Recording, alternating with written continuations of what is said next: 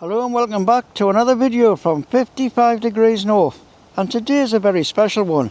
I've just hit over 4,000 subscribers and just want to start by saying a huge thank you to every single one of you who's been watching, liking, commenting and coming along with me on the journey around Newcastle and beyond. It honestly means the world. So to celebrate, I thought I'd take a nice relaxed walk around Newcastle, starting right here in the beautiful Leazes Park. Then we'll head down to St James's Park and finish up over at Gallowgate, where you can still see one of the most complete sections in Newcastle's medieval city walls. So Leazes Park opened in 1873 and was the first purpose-built park in Newcastle. So turn round, the ornate gateway was built in 1896 to commemorate Queen Victoria's Diamond Jubilee and was refurbished in 2002. So we'll now head down into the park and see what we can see. You can see we've got all these plinth areas, seats, got some sort of statues on the walls here. We've got some sort of figurine here, we'll have a look, see who it is. So this is Alderman Sir Fred Hamland.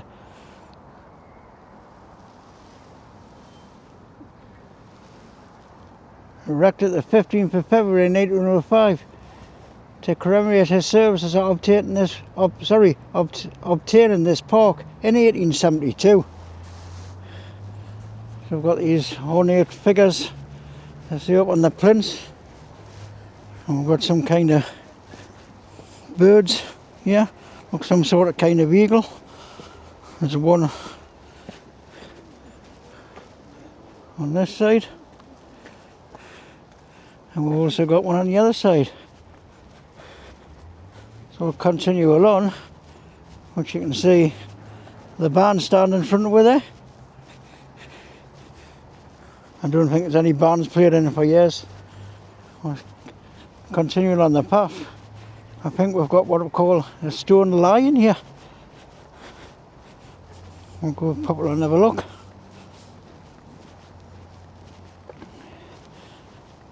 Looks a bit faded and worn. So we've got like a stone lion on guard. Looks like sort of an Egyptian lion, the way the head covers on it there. So we'll now head down, have a walk through the bandstand, and we'll head down towards the lake so you can see what the lake area is like. Oh, this is the bandstand. So according to the plinth here, the restoration was supported by the Heritage Lottery Fund. You imagine quite a nice area in the summer days. They have lots of festivals in here. So we'll head down to the bottom where if you look through the trees there, you can get your first look at the lake. So we've got a crow there and we've got a seagull over there, all in the same place.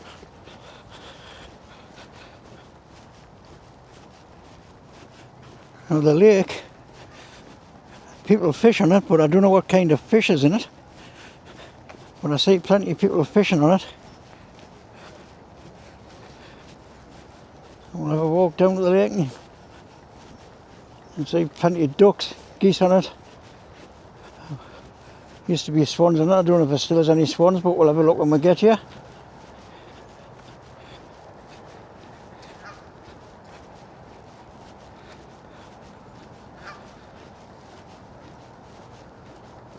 Stop here and give you a pan round the lake.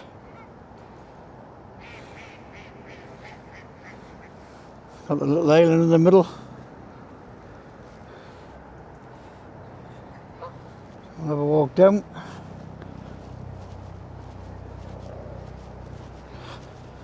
Plenty of ducks, geese. Oh, got a swan just come round the island over there. We've got the usual seagulls.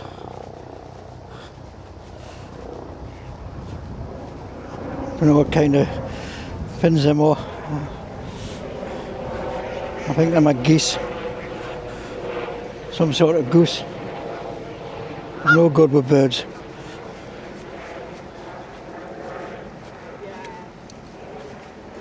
We'll continue round. If you look over the far side there, I'll just try and zoom in a little bit. You can see it's a little cafe across on the other side. Used to have boats on the lake when I was a kid. I think somebody's just scarped the boats. Plenty of swans there over the other side. So now continue down around to St James's Park, which is down this path here.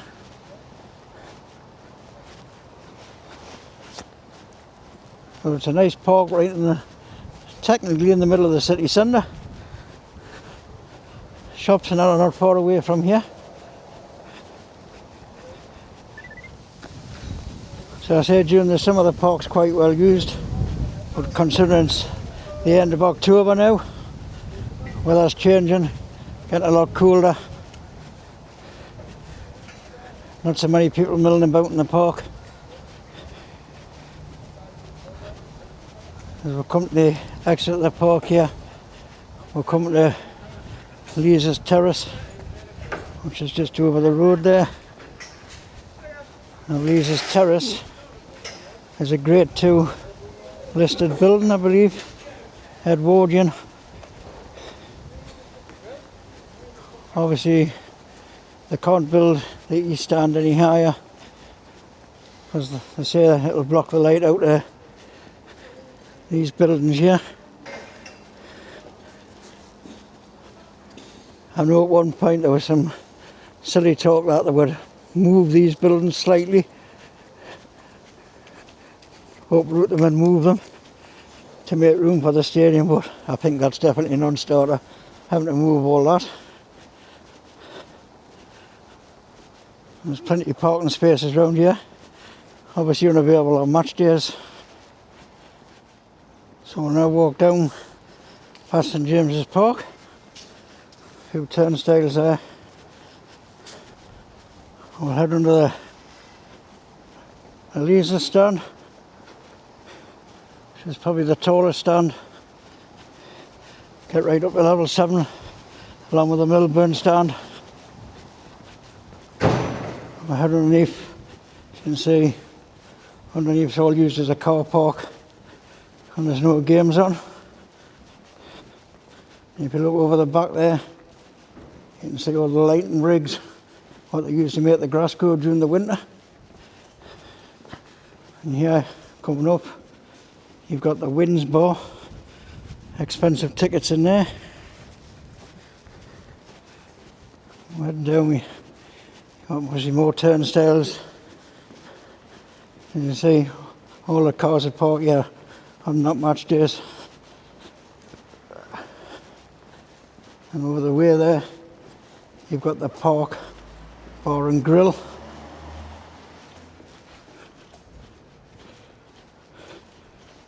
And we'll continue round,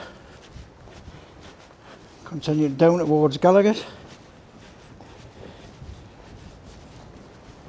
And getting a little bit further round here, you've got the entrance where the players go in. And sometimes the shutters open where you can see in the pitch, see if they're doing any work, cutting the grass or whatever.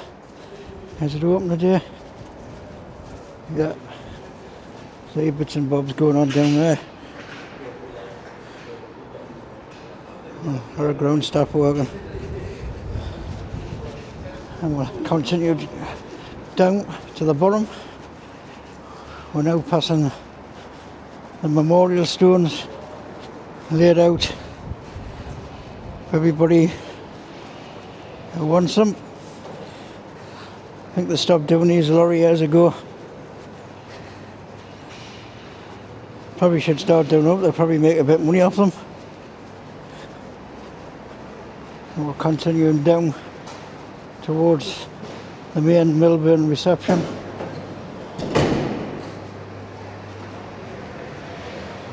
where the players go in on match days. I believe you go in there when you do a stadium tour. So you've got the main reception over there, which is for public.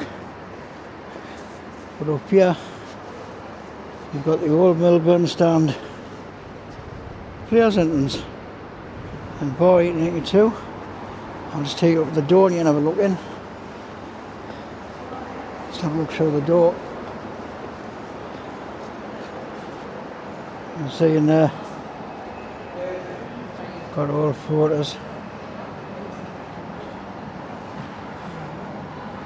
All the old players. Meeting boards, plus the former players. We'll head down the stairs.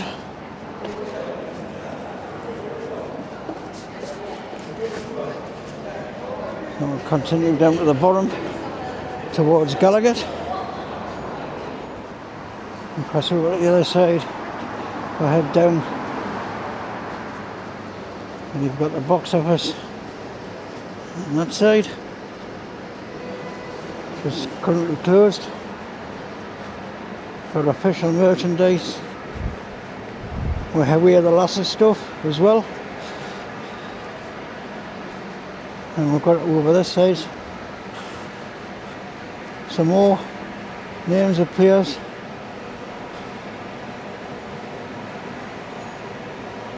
Just slow down a bit. You might be able to recognise a few.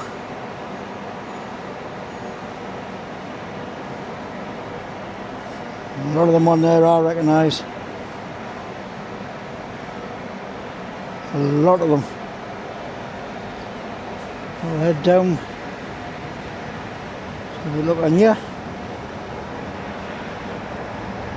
Gives you the longitude and latitude of where the stadium sits on the world map.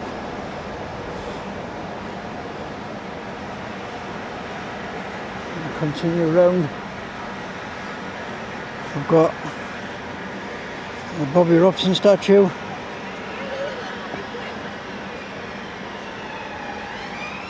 A bit further down we have Alan Shearer, which was initially outside round the corner until the takeover happened and they moved it into here. So we'll continue round the Gallowgate end. Where you can see the club shop.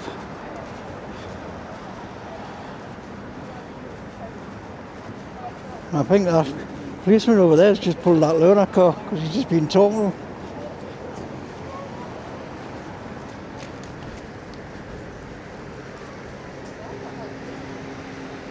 We've got Shearer's bar there.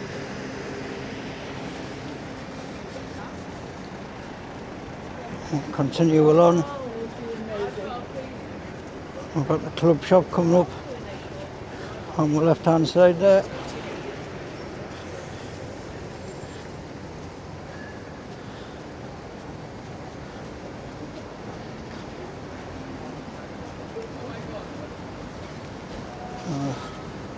There's the entrance to the club shop. All the windows done off. So, got that advertisement on the window, Club 1892. The places we'll be visiting during the Champions League campaign.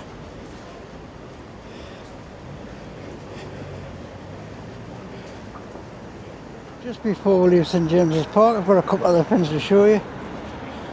So I've got a plaque on the wall here to Joe Harvey, guided with manager, player, captain. You can see some of the honours there. His manager.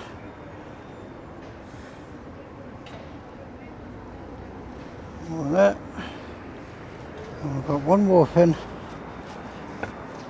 The previous record goal scorer, Jackie Milburn. This is another statue. It was never outside James's Park originally. It was on St James's Boulevard a lot of years ago, but eventually moved to its rightful home right outside the football ground. So we'll now turn around and go back the other way, where I said I'm going to finish off down beside the city walls.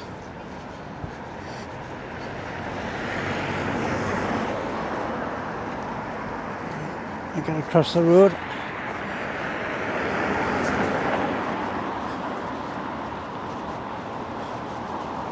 So we'll cut down past St James's Metro, the back of the stack, the fan zone.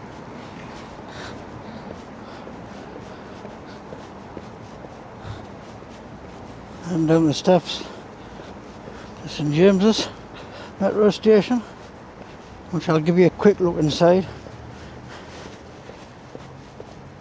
As you can see, the barriers outside are black and white striped.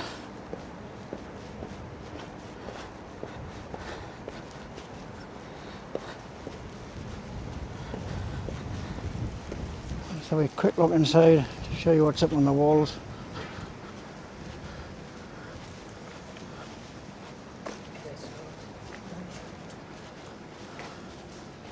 You can see it on the walls there.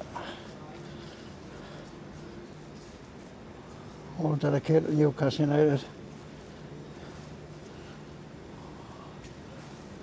All the pictures.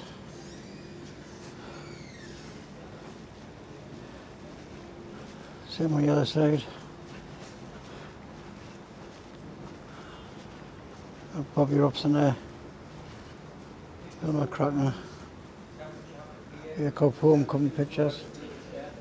Rob Lee, Kevin Keegan, Joe Harvey. All the pictures. Even the roofs, done black and white stripes. So we'll now head out past the back of the stock. There's the farm zone. You can just get a look on the inside there. We'll head down to the city walls.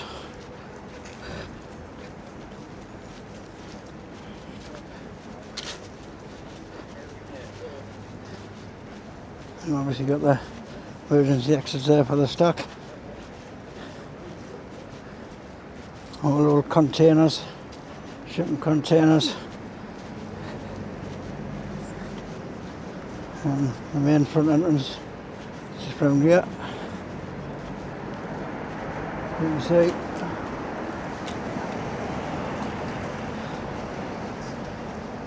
So we'll head down to one of the most intact parts of the ancient city walls.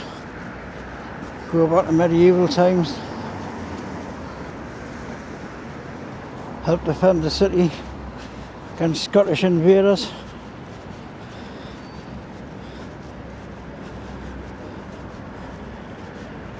You can see the walls in front over there, the old city walls. Probably the most intact bit that's still left along here. Along with another bit, it's probably around at Stevenson Quarter, down behind the central station. I'll give you a look over here. So this is Ever Tower, or was what's left of Ever Tower. I'll just head along a little bit so you can look at what's remaining of the walls.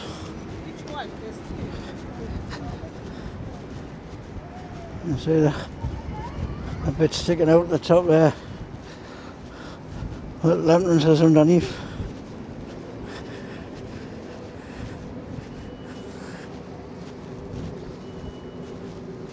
You can see some of these towers were actually used for storage, not years ago. That's how they've ended up getting windows put in.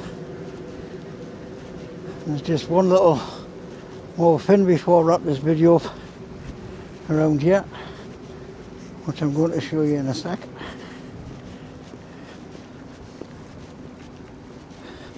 A big tower there, this Hadrian's Tower, just opened a couple of years ago. But the thing I want to show you last Well, the last look at the city walls along there is this is the area where the Gallowgate lead works used to be, and that used to be the main shaft entrance, and the shaft went all the way along there,